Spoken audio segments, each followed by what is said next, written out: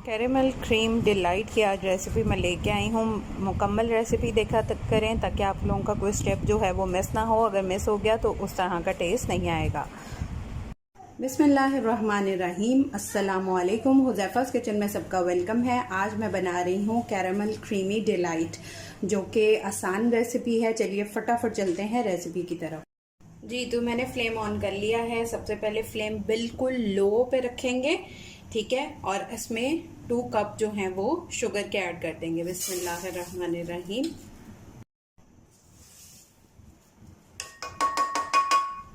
और इसको जो है वो लो फ्लेम पे हम पकने देंगे और इसको ब्राउन करना है। इस तरह से इसको हिलाते रहेंगे।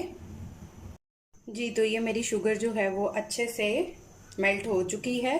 अब फ्लेम ऑफ कर देंगे। जी, तो अब मैंने लिए हैं बादाम थोड़े